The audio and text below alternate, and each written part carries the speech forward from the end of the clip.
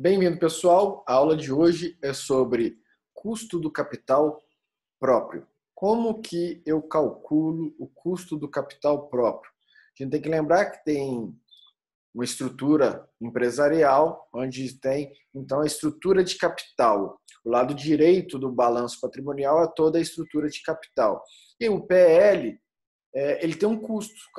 Na realidade, o passivo tem um custo, né, seja de curto ou longo prazo, e o PL também tem um custo. E como que a gente mede esse custo do capital próprio, do PL? É o CAPM. Tá? O que é o CAPM? É uma sigla em inglês, Cost Asset Price Model, que na realidade nada mais é que o modelo de precificação do capital próprio. Bem, então, sendo isso, está aqui apresentado no nosso Excel a fórmula do CAPM. E o que é esse RF? É o retorno livre de risco.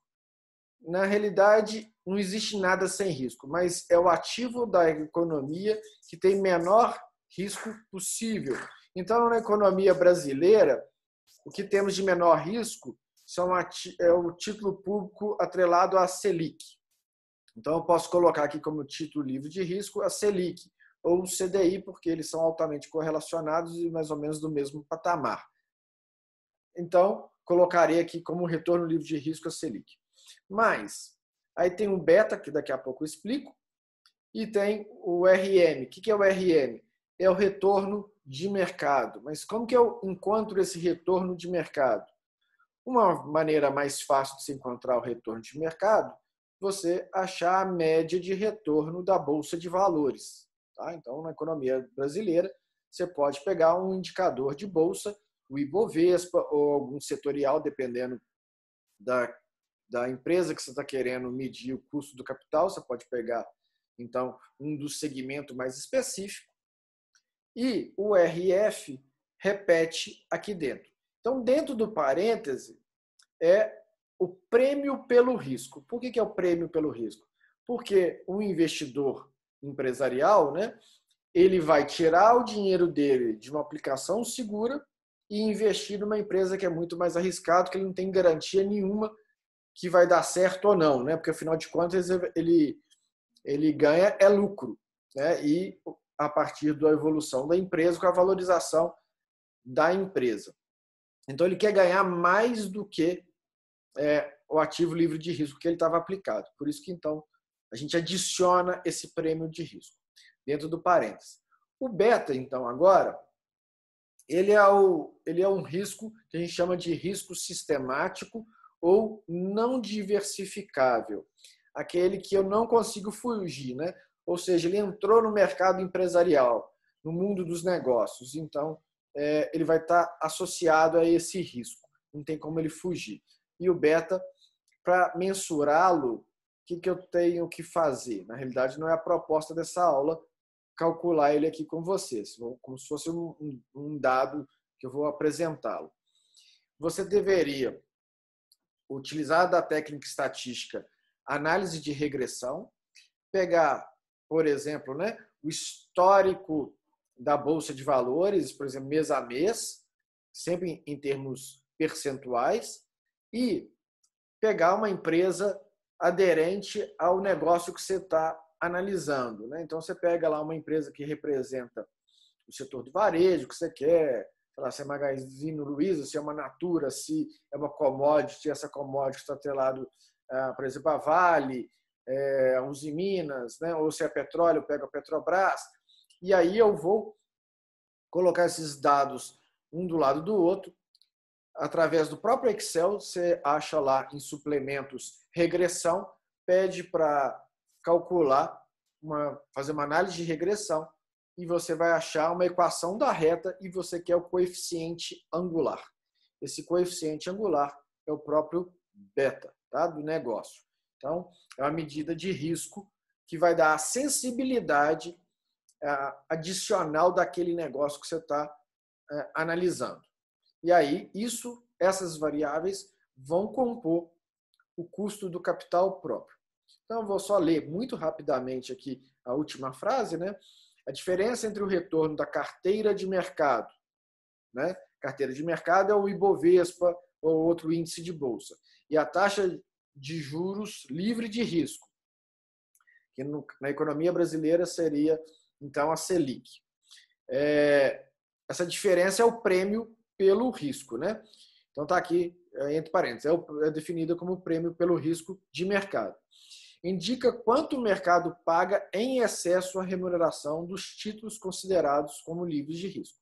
Então, esse título público atrelado à Selic é o melhor exemplo. Esse prêmio, ao ser alavancado pelo beta do ativo, né, então daquele negócio que você está analisando, de uma empresa similar, reflete o risco de mercado ajustado ao ativo em avaliação.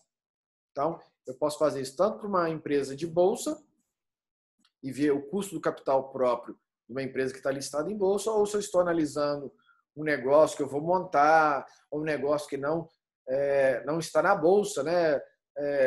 Ou seja, eu não acesso esse ativo pelo mercado financeiro, eu acesso ele através da economia real, então eu teria que fazer por uma similaridade. Então, isso aqui é o CAPM. Vou só dar um exemplo muito rápido aqui, então, como que se calcula o CAPM. Dado aquela forma, eu coloquei alguns dados aqui, eu vou só aumentar um pouquinho para ficar mais confortável visualmente. Então, está aqui a Selic, o retorno médio do setor, ou o retorno empresarial, né? A média do retorno empresarial, que seria o Ibovespa, risco não diversificável, que é o próprio beta, e esse aqui nem precisava aqui por enquanto. Deixa eu apagar, que isso aqui é para a gente avançar um pouquinho mais na matéria. Então, o CAPM vai ser igual ao quê, né? Então, o CAPM vai ser o ativo livre de risco mais o beta que multiplica, né? É que eu estou colocando como 1,3, né? Então, o Ibovespa é 1. Então, esse ativo aqui ele é muito mais sensível do que a média do mercado, dada pelo Ibovespa, 30% a mais, né? Muito mais sensível a uma oscilação no mercado empresarial. Então, coloquei ali o beta, coloco o retorno do mercado, ou do setor, ou o índice de bolsa setorial, ou a média do mercado, que seria o Ibovespa. Tá?